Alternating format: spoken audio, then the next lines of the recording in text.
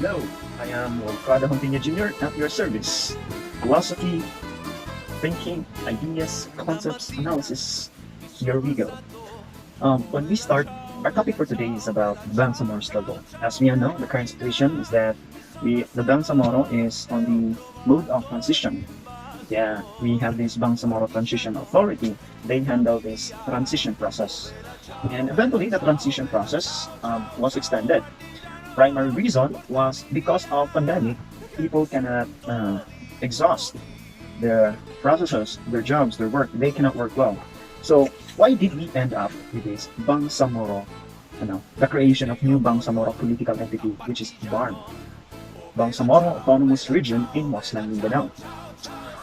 As we are going to see the journey, the background journey behind this creation of new political entity, let us first know the reason why there is a need to create this new political entity. It goes back from the history of the Philippines, in particular, the historical experiences of the Moros. Kaya nga, when we start narrating Moros experiences, Bangsamoro, a lot of Muslim scholars will say that they have been misrecognized, they have been discriminated, and it is something that they endured throughout a decades of years.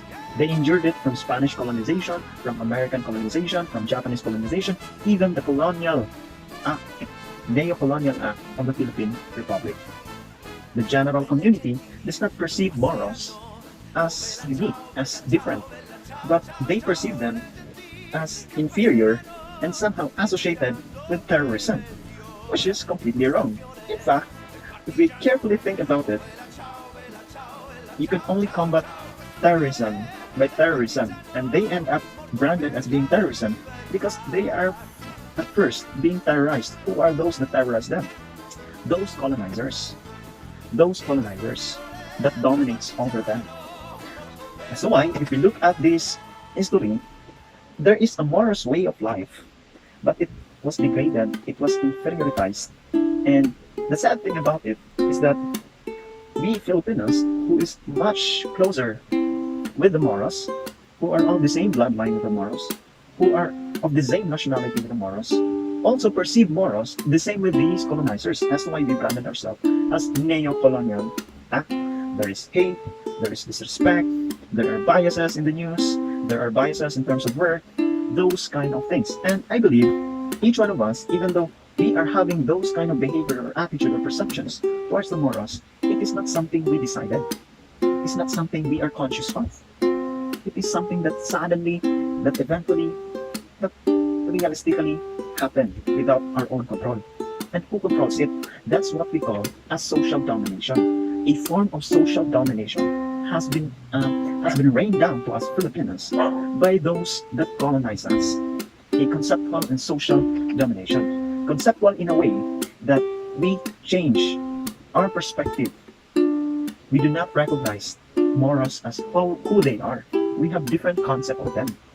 Kaya we call this as, we cannot just simply understand it in days, in hours, but it goes long throughout the history until these present generations. A lot of historians narrating the struggle, discussing the struggle of Bangsamoro, and they are all saying that Moros have no choice but to take the battles through arms, but to negotiate in a position of strength. Did you really think that the government would negotiate to the Moros without raising their guns? Yes. No, of course not, diba? Why would you? Why would you grant a new political entity? This new political entity is something that you could control. But when Moros is way out of control, because they are, there are a lot of, combatants.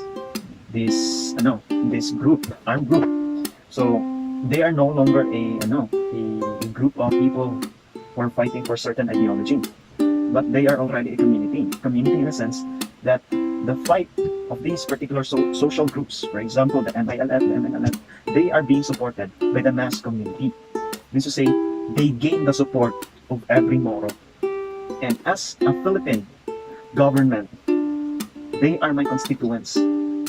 And of course, living in a democratic country, the voices should be heard. Kaya nga, when they are all shouting, then you should lend an ear to hear them. That's the point. Kaya nga, everyone is shouting for Bangsamoro Autonomous Region in Muslim Mindanao, it's no longer a particular ideology of an individual person or a group of people, but it's a calling of every moral person to create such thing in order for them to be legally recognized, in order for them not to be left behind, in order for them to reassure, to re-emphasize of their unique differences, of their unique cultural ways. We could not just approve certain cultural practices, certain holidays uh, in a Moro without approval of the central government in Manila.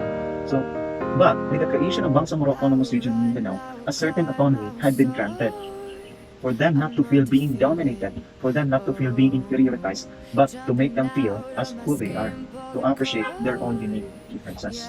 So throughout the years, there are forms of dominations, and now the Moros had finally able to achieve glimpse in their dream of achieving a new political entity where they themselves could govern their own, where the neo-colonial act of the Philippine government, where the Western practices of the Philippine government would not eventually shape the uniqueness of the Bangsamoro, because they have in their own a new political entity, which is a certain autonomy on them. So that's the case. Now another problem would be raised for next meeting is, what if the Moro elite would become the new form of domination among Moros themselves? So will there be an emancipation of the Moro condition? So it is something we should ask, and it is something that we need to look forward to next meeting. Thank you.